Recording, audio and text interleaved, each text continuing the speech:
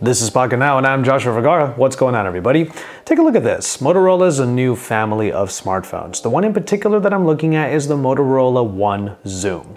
Technically, this might be the one that has the most features, the most specifications. Let's go through some of them real quick.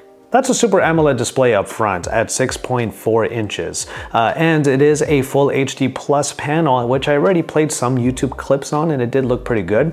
Granted, this is just on the show floor. I only spent a little bit of time with this phone, but so far the display looks pretty nice.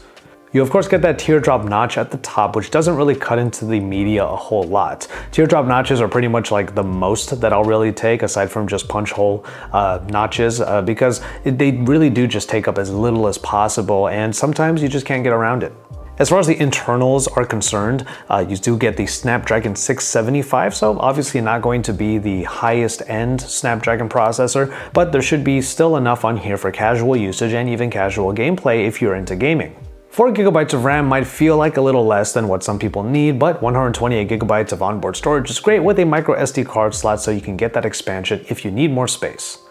As far as updated trends are concerned on this phone, you do get an in-display fingerprint reader, which is nice to see on a mid-range device like this that has some premium features you wouldn't necessarily expect.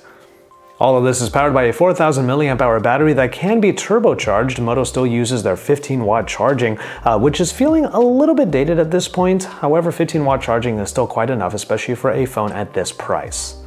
And all of this is with Motorola's version of Android UI, which is still looking pretty similar to the stock Android experience. Motorola just tends to add in a few extra features in the Moto Actions, kind of a throwback to all of the old Moto things like Moto Display that we were used to from the Moto X and the Moto Z lines. Those all come to the Moto One.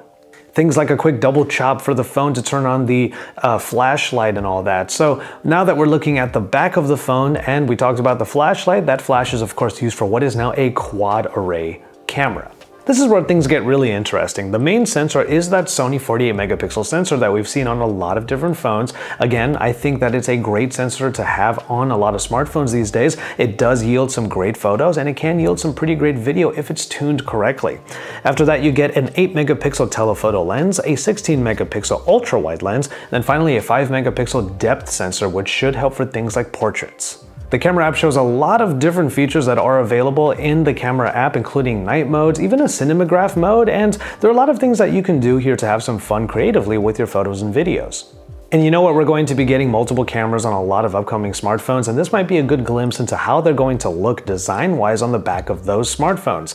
You just get the, well, grill design on the back, but at least it's front and center, has the Moto logo on there. Motorola has still got it on the branding and the design of their phones. Still a little bit unique, just enough to make you notice that this is a Moto device. And then if selfies are your game, you do get a 25 megapixel camera on the front in that teardrop notch. Of course, this is called the Moto One Zoom, which means that it's the zoom lens that is the main attraction here. You get 3 times optical zoom with a total of 10 times for a hybrid zoom. All of this also has OIS, which means that you should be able to get some pretty clear photos, even when you're zoomed all the way in, both for photos and videos.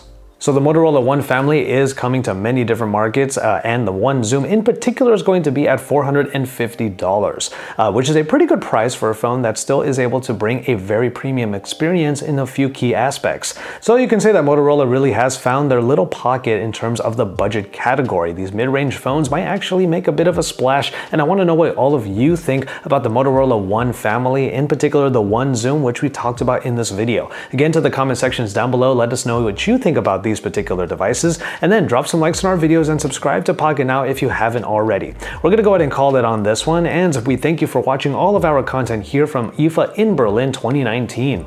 Stick around for even more, and we will see you in our next video.